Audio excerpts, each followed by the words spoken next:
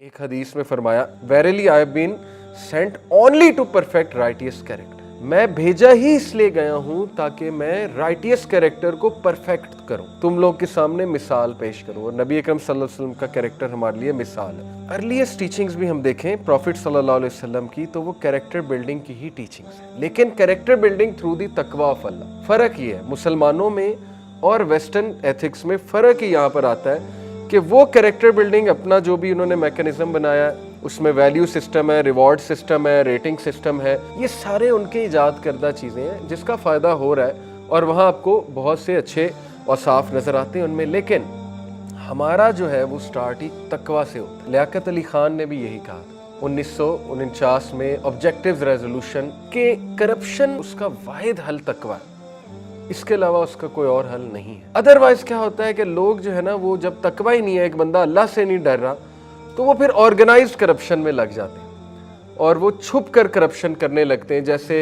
America waste में organised level पे corruption होती है कि पता भी नहीं लगता लेकिन करप्शन हो रही होती है, अंदर खाते बहुत कुछ हो रहा है, क्योंकि अल्लाह के नहीं डर। The religion itself is entirely good character. Religion है ही गुड कैरेक्टर। जैसे इमाम शाफी का वाकया है, बहुत मशहूर सही वाकया है कि वो इल्म हासिल करने गए, काफ़ी अरसा इल्म हासिल करके वापस आए, आलिम बन गए।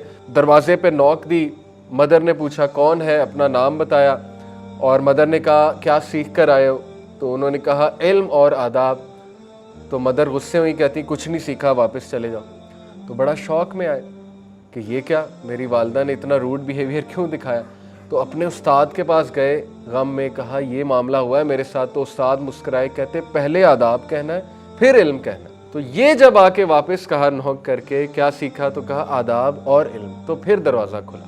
यानी वो मदर्स भी किस लेवल की विजनरी खवातीन थी।